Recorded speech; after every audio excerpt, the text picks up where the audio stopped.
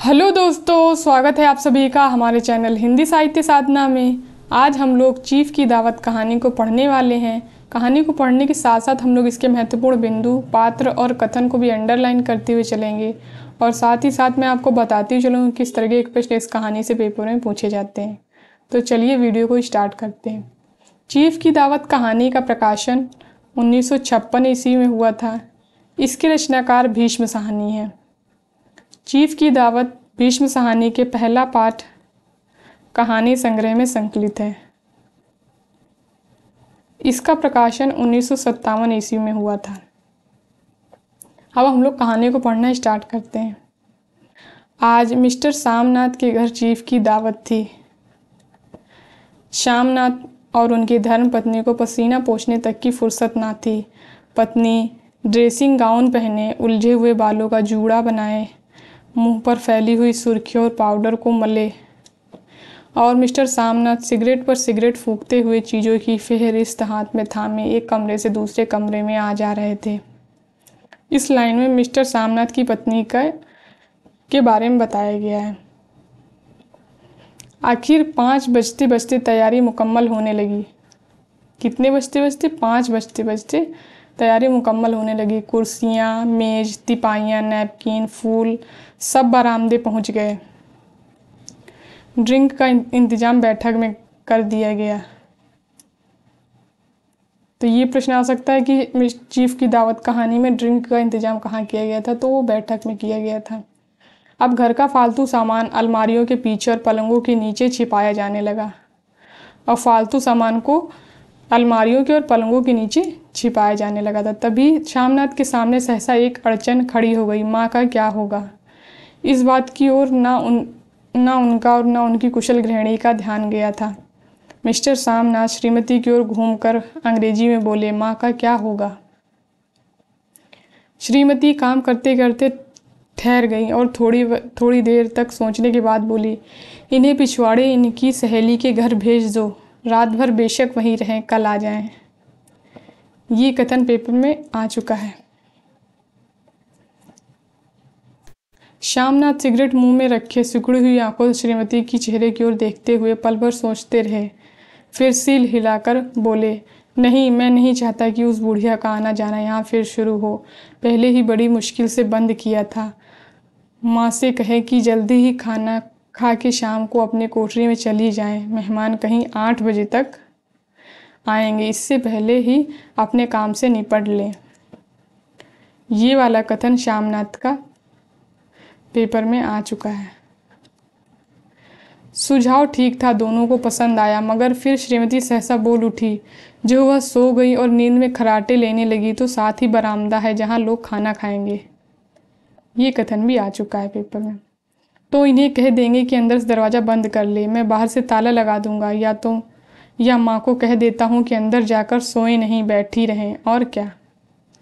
और जो सो गई, डिनर का क्या मालूम कब तक चलेगा? 11 बजे तक तो तुम ड्रिंक ही करते रहते हो। श्यामनाथ कुछ खींच उठे, हाथ झटकते हुए बोले, अच्छी भली यह भाई के पास जा रही थी, तुमने यूं ही खुद अच्छा बनने के लिए बीच में टांग अड़ा दी। ये भी कथन आ चुका है। वाह, तुम माँ और बेटों के बीच में मैं क्यों बुरी बनूं? तुम जानो और वह जाने। ये भी आ चुका है कथन। मिस्टर श्यामनाथ चुप रहे। यह मौका बहस का ना था, समस्या का हल ढूंढने का था। उन्होंने घूमकर माँ की कोठरी की ओर देखा। कोठरी का दरवाज़ा बरामदे में खुलता था। बरामदे की ओर देखते हुए झट से बोले, मैंने सोच लिया है। और उन्हीं कदमों माँ की कोठरी के बाहर जा खड़े हुए। माँ दीवार के साथ एक चौकी पर बैठे, दुपट्टे में मुंह सिर लपेटे माला जप रही थी। सुबह से तैयारी होते देखते हुए माँ का दिल भी धड़क रहा था। बेटे के दफ्तर का बड़ा साहब घर पर आ रहा है, सारा काम सुबीते से चल जाए। वो यही सोच रही थी मन ही मन। माँ, आज तुम जल्दी खाना खा लेना, मेहमान लोग 7:30 बजे तक आ जाएंगे। तो मेहमान कब तक आएंगे? 7:30 बजे तक आएंगे। माँ ने धीरे से मुंह पर से दुपट्टा हटाया और बेटे की ओर देखते हुए कहा, आज मुझे खाना नहीं खाना बेटा, तुम तो जानते हो मांस मछली बने तो मैं कुछ नहीं खाती। जैसे भी हो अपने काम से जल्दी निपट लेना। अच्छा बेटा। और माँ हम लोग पहले बैठक में बैठेंगे, उतनी देर तुम यहाँ बरामदे में बैठना। फिर जब हम यहाँ आ जाएं तो तुम गुसल खाने के रास्ते बैठक में चली जाना। माँ अवाक बेटी का चेहरा देखने लगी, फिर धीरे से बोली, अच्छा बेटा। और आज माँ आज जल्दी से सो नहीं जाना, तुम्हारे खर्राटे की आवाज़ दूर तक जाती है। माँ लज्जित सी आवाज़ में बोली, क्या करूँ बेटा, मेरे बस की बात नहीं, जब से बीमारी से उठी हूँ नाक से सांस नहीं ले सकती। ये सामनाथ की माँ का कथन है। पेपर में सामनाथ के और सामनाथ की पत्नी के कथन आ चुके हैं, उनकी माँ के कथन अभी नहीं आए हैं, तो ये पेपर में आ सकते हैं। मिस्टर सामनाथ ने इंतजाम तो कर दिया, फिर भी उनकी उधेड़-बुन खत्म नहीं हुई। जो चीफ अचानक उधर आ निकला तो 8-10 मेहमान होंगे, देसी अफसर, उनकी स्त्रियां होंगी और कोई गुसल खाने की तरफ जा सकता है। क्षोभ और क्रोध में वह झुलझुलाने लगे। एक कुर्सी को उठाकर बरामदे में कोठरी के बाहर रखते हुए बोले, आओ माँ, इस पर जरा बैठो तो। माँ माला संभालती, पल्ला ठीक करती उठी और धीरे से कुर्सी पर आकर बैठ गई। यूं नहीं माँ, टांगे ऊपर चढ़ाकर नहीं बैठते, यह खाट नहीं है। माँ ने टांगे नीचे उतार ली। और खुदा के वास्ते नंगे पाँव नहीं घूमना, ना ही वह खड़ाऊ पहनकर सामने आना है। किसी दिन तुम्हारी यह खड़ाऊ उठाकर मैं बाहर फेंक दूंगा। माँ चुप रही। कपड़े कौन से पहनोगी माँ? जो है वही पहनूंगी बेटा, जो कहो पहन लूँ। मिस्टर सामनाथ सिगरेट मुंह में रखे फिर अधखुली आंखों से माँ की ओर देखने लगे और माँ के कपड़ों की सोचने लगे। सामनाथ हर बात में तरतीब चाहते थे। घर का संचालन उनके हाथ में था। खूंटियाँ कमरों में कहाँ लगाई जाए, बिस्तर कहाँ पर बिछे, किस रंग के पर्दे लगाए जाएं, श्रीमती कौन सी साड़ी पहने, मेज किस साइज की हो। श्यामनाथ को चिंता थी, अगर चीफ का साक्षात माँ से हो गया तो कहीं लज्जित ना होना पड़े। माँ को सिर से पांव तक देखते हुए बोले, तुम सफ़ेद कमीज और सफ़ेद सलवार पहन लो माँ, पहन के आओ तो जरा देखूं। ये कथन भी पेपर में आया था। माँ धीरे से उठी और अपनी कोठरी में कपड़े पहनने चली गई। यह माँ का झमेला ही रहेगा। उन्होंने फिर से अंग्रेजी में अपनी स्त्री से कहा, कोई ढंग की बात हो तो भी कहें, अगर कहीं कोई उल्टी सीधी बात हो गई तो चीफ को बुरा लगा तो सारा मजा जाता रहेगा। ये कथन भी आ चुका है। माँ सफ़ेद कमीज और सफ़ेद सलवार पहनकर बाहर निकली। छोटा सा कद, सफ़ेद कपड़ों में लिपटा, छोटा सा सूखा हुआ शरीर, धुंधली आंखें, केवल सिर के आधे झड़े हुए बाल पल्ले की ओट में छिप पाए थे। पहले से ही कुछ कम कुरूप नजर आ रही थी। चलो ठीक है, कोई चूड़ियाँ ऊड़ियाँ हो तो वह भी पहन लो, कोई हर्ज नहीं। ये कथन भी आ चुका है। चूड़ियाँ कहाँ से लाऊं बेटा, तुम तो जानते हो जब सब जेवर तुम्हारी पढ़ाई में बिक गई। यह वाक्य श्यामनाथ को तीर की तरह लगा। तिनक कर बोले, यह कौन सा राग छेड़ दिया माँ, सीधा कह दो नहीं है जेवर बस।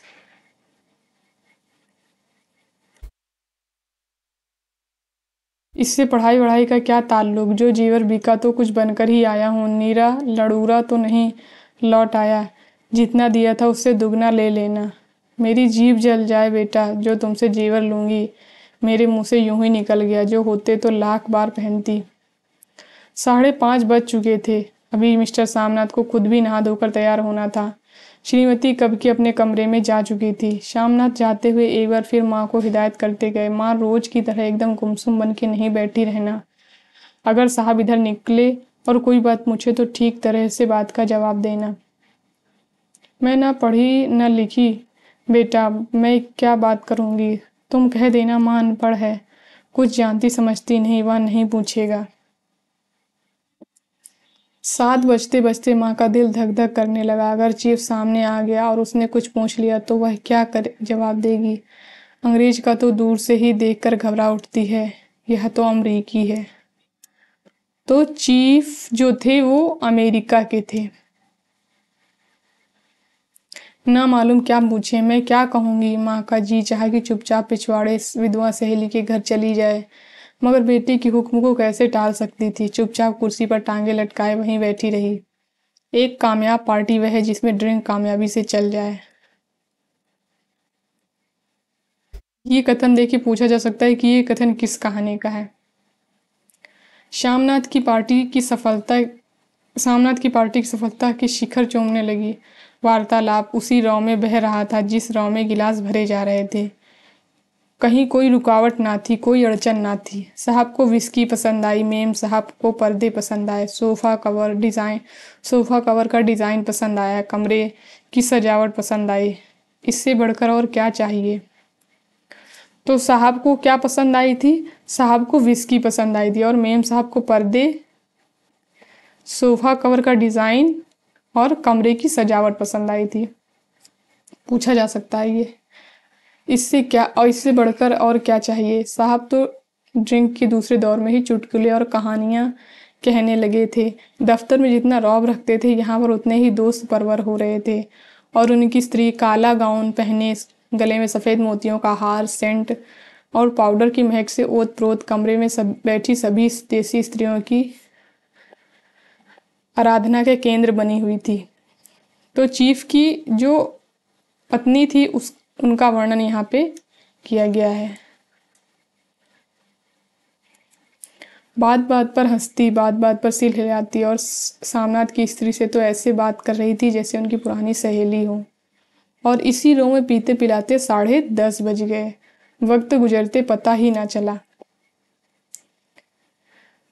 आखिर सब लोग अपने अपने गिलासों में से आखिरी घूंट पीकर खाना खाने के लिए उठे और बैठक से बाहर निकले। आगे आगे श्यामनाथ रास्ता दिखाते हुए और पीछे चीफ और दूसरे मेहमान। बरामदे में पहुंचते ही श्यामनाथ सहसा ठिठक गए। जो दृश्य उन्होंने देखा, उनकी टांगें लड़खड़ा गई और क्षण भर में सारा नशा हिरन होने लगा। बरामदे में ऐन कोठरी के बाहर माँ अपनी कुर्सी पर ज्यों की त्यों बैठी थी, मगर दोनों पांव कुर्सी की सीट पर रखे हुए और सिर दाएं से बाएं बाएं से दाएं झूल रहा था और मुंह में लगातार गहरे खर्राटों की आवाजें आ रही थी। जब सिर कुछ देर के लिए टेढ़ा होकर एक तरफ को थम जाता तो खर्राटे और भी गहरे हो जाते और फिर जब झटके से नींद टूटती तो सिर फिर दाएं से बाएं झूलने लगता। पल्ला सिर पर से खिसक आया था और माँ के झरे हुए बाल आधे गंजे सिर पर अस्त व्यस्त बिखर रहे थे। देखते हुए श्यामनाथ क्रुद्ध हो उठे। जी चाहा कि माँ को धक्का देकर उठा दे और उन्हें कोठरी में ढकेल दे, मगर ऐसा करना संभव न था। चीफ और बाकी मेहमान पास खड़े थे। माँ को देखते ही देसी अफसरों की कुछ स्त्रियां हंस दी और इतने में चीफ ने धीरे से कहा, पुअर डियर। माँ हड़बड़ा के उठ बैठी। सामने खड़े इतने लोगों को देखकर ऐसी घबराई कि कुछ कहते ही ना बना। झट से पल्ला सिर पर रखती हुई खड़ी हो गई और जमीन को देखने लगी। उनके पांव लड़खड़ाने लगे और हाथ की उंगलियां थर थर कांपने लगी। माँ, तुम जाके सो जाओ। तुम क्यों इतनी देर तक जाग रही थी? और खिसियाई हुई नजरों से सामना चीफ के मुंह की ओर देखने लगे। चीफ के चेहरे पर मुस्कुराहट थी। वह वहीं खड़े खड़े बोले, नमस्ते। माँ ने झिझकते हुए अपने सिमटते हुए दोनों हाथ जोड़े, मगर एक हाथ में दुपट्टे के अंदर माला को पकड़े हुए दूसरा बाहर ठीक तरह से नमस्ते भी ना कर पाई। श्यामनाथ इस पर भी खिन्न हो उठे। इतने में चीफ ने अपना दायां हाथ मिलाने के लिए माँ के आगे किया और माँ और भी घबरा उठी। माँ, हाथ मिलाओ। पर हाथ कैसे मिलाती? दाएं हाथ में तो माला थी। घबराहट में माँ ने बायां हाथ ही साहब के दाएं हाथ में रख दिया। श्यामनाथ दिल ही दिल में जल उठे। देसी अफसरों की स्त्रियां खिलखिलाकर हंस पड़ी। यूं नहीं माँ, तुम जानती हो दायां हाथ मिलाया जाता है, दायां हाथ मिलाओ।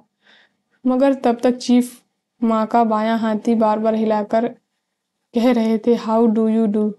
कहो माँ, मैं ठीक हूँ, खैरियत से हूँ। माँ कुछ बड़बड़ाई। माँ कहती है, मैं ठीक हूँ, कहो माँ, हाउ डू यू डू। माँ धीरे धीरे सकुचाते हुए बोली, हाउ डू यू डू। एक बार फिर कहा उठा। वातावरण हल्का होने लगा। साहब ने स्थिति संभाल ली थी।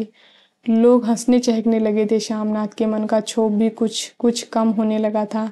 साहब अपने हाथ में माँ का हाथ अब भी पकड़े हुए थे और माँ सिकुड़ी जा रही थी। साहब के मुंह से शराब की बू आ रही थी। श्यामनाथ अंग्रेजी में बोले, मेरी माँ गांव की रहने वाली है, उम्र भर गांव में ही रही है, इसलिए आपसे लजाती है।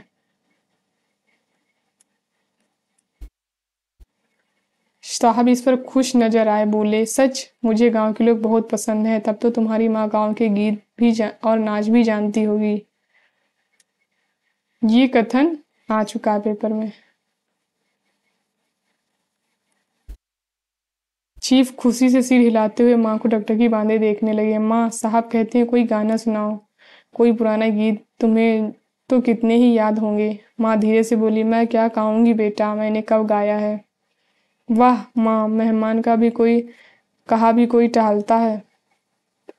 साहब ने इतना रीझ से कहा है, नहीं गाओगी तो साहब बुरा मानेंगे। मैं क्या गाऊं बेटा, मुझे मुझे क्या आता है। वाह, कोई बढ़िया टप्पे सुना दो, दो पत्तरा अनारा दे। तो ये श्यामनाथ ने बोला था कि कोई बढ़िया टप्पे सुना दो, दो पत्तरा अनारा दे। देसी अफसर और उनकी स्त्रियों ने इस सुझाव पर तालियां पीटी। माँ कभी दीन दृष्टि से बेटे के चेहरे को देखती, कभी पास खड़ी बहू के चेहरे को। इतने में बेटे ने गंभीर आदेश भरे लिहाज से कहा, माँ।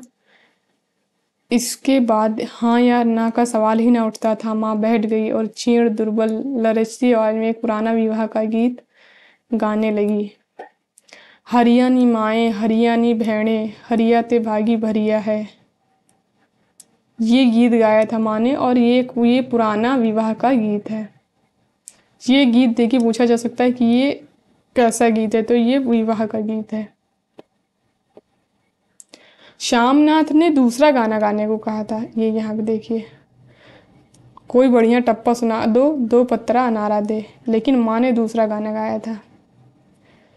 देसी स्त्रियां खिलखिला के हंस उठी। 3 पंक्तियां गा के माँ चुप हो गई। बरामदा तालियों से गूंज उठा। साहब तालियां पीटना बंद ही ना करते थे। श्यामनाथ की खींच प्रसन्नता और गर्व में बदल उठी थी। माँ ने पार्टी में नया रंग भर दिया था। तालियां थमने पर साहब बोले, पंजाब के गाँव की दस्तकारी क्या है। श्यामनाथ खुशी में झूम रहे थे, बोले, ओ साहब बहुत कुछ साहब, मैं आपको एक सेट उन चीज़ों का भेंट करूँगा, आप उन्हें देखकर बहुत खुश होंगे। मगर साहब ने सिर हिलाकर अंग्रेजी में फिर पूछा, नहीं मैं दुकानों की चीज़ नहीं मांगता। पंजाबियों के घरों में क्या बनता है, औरतें खुद क्या बनाती हैं। श्यामनाथ कुछ सोचते हुए बोले, लड़कियां गुड़ियाँ बनाती हैं और फुलकारियाँ बनाती हैं। तो गुड़ियों और फुलकारियों की बात हुई है। तो पेपर में क्वेश्चन आ चुका है कि चीफ को क्या पसंद आया था, तो फुलकारी पसंद आई थी हमको। फुलकारी क्या है। श्यामनाथ फुलकारी का मतलब समझाने की असफल चेष्टा करने के बाद माँ को बोले, क्यों माँ, कोई पुरानी फुलकारी घर में है। माँ चुपचाप अंदर गई और अपनी पुरानी फुलकारी उठा लाई। साहब बड़ी रुचि से फुलकारी देखने लगे। पुरानी फुलकारी थी, जगह जगह से उसके तागे टूट रहे थे और कपड़ा फटने लगा था। साहब की रुचि को देखकर श्यामनाथ बोले, यह फटी हुई है साहब, मैं आपको नई बनवा दूंगा। ये कथन भी पेपर में आया था। माँ बना देगी। क्यों माँ, साहब को फुलकारी बहुत पसंद है, इन्हें ऐसी ही फुलकारी बना दोगी ना। माँ चुप रही, फिर डरते डरते धीरे से बोली, अब मेरी नज़र कहाँ बेटा, बूढ़ी आंखें क्या देखेंगी। मगर माँ का वाक्य बीच में ही तोड़ते हुए श्यामनाथ साहब को बोले, वह जरूर बना देगी, आप उसे देखकर खुश होंगे। साहब ने सिर हिलाया, धन्यवाद किया और हल्के हल्के झूमते हुए खाने की मेज की ओर बढ़ गए। बाकी मेहमान भी उनके पीछे पीछे हो लिए। जब मेहमान बैठ गए और माँ पर से सबकी आंखें हट गई, तो माँ धीरे से कुर्सी पर से उठी और सबकी नज़रें बचाती हुई अपनी कोठरी में चली गई। मगर कोठरी में बैठने की देर थी कि आंखों में से छल छल आंसू बहने लगे। वह दुपट्टे से उन्हें बार बार पोंछती, पर वह बार बार उमड़ते आते, जैसे बरसों का बांध तोड़कर उमड़ आए हों। माँ ने बहुतेरा दिल को समझाया, हाथ जोड़े, भगवान का नाम लिया, बेटे की चिराई होने की प्रार्थना की, बार बार आंखें बंद की, मगर आंसू बरसात के पानी की तरह जैसे थमने में ही ना आते थे। आधी रात का वक्त होगा। मेहमान खाना खाकर एक एक करके जा चुके थे। माँ दीवार से सट कर बैठी आंखें फाड़े दीवार को देखे जा रही थी। घर के वातावरण में तनाव ढीला पड़ चुका था। मोहल्ले की निस्तब्धता श्यामनाथ के घर पर भी छा चुकी थी। केवल रसोई में प्लेटों के खनकने की आवाज़ आ रही थी। तभी सहसा माँ की कोठरी का दरवाज़ा जोर से खटकने लगा। माँ, दरवाज़ा खोलो। का दिल बैठ गया। हड़बड़ा कर उठी। क्या मुझसे फिर से कोई भूल हो गई? माँ कितनी देर से आपने आपको कोस रही थी कि क्यों उन्हें नींद आ गई, क्यों वह ऊँघने लगी। क्या बेटे ने अभी तक क्षमा नहीं किया? माँ उठी और कांपते हाथों से दरवाज़ा खोल दिया। दरवाज़ा खुलते ही श्यामनाथ झूमते हुए आगे बढ़ आए और माँ को आलिंगन में भर लिया। ओ अम्मी, तुमने आज तो रंग ला दिया।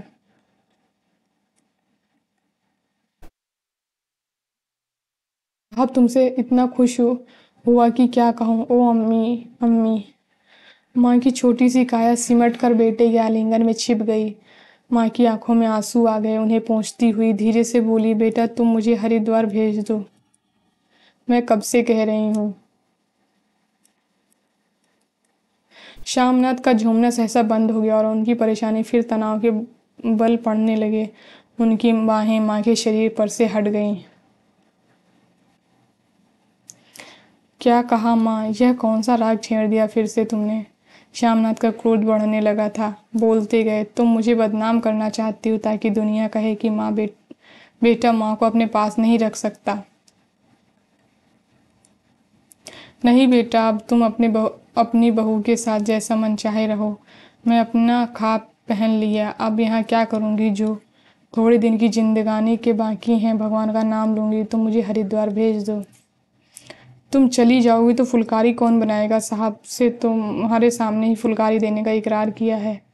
मेरी आंखें अब नहीं बेटा जो फुलकारी बना सकूं। तुम कहीं और से बनवा लो, बनी बनाई ले लो। हाँ, तुम मुझे धोखा देके यूं ही चली जाओगी, मेरा बनता काम बिगाड़ोगी। जानती नहीं साहब खुश होगा तो मुझे तरक्की मिलेगी। माँ चुप हो गई, फिर बेटे की मुख की ओर देखती हुई बोली, क्या तेरी तरक्की होगी? क्या साहब तेरी तरक्की कर देगा? क्या उसने कुछ कहा है? कहा नहीं, मगर देखती नहीं कितना खुश हो गया है। कहता था जब तेरी माँ फुलकारी बनाना शुरू करेगी तो मैं देखने आऊँगा कि कैसे बनाती है। जो साहब खुश हो गया तो मुझे इससे बड़ी नौकरी भी मिल सकती, मैं बड़ा अफसर बन सकता हूँ।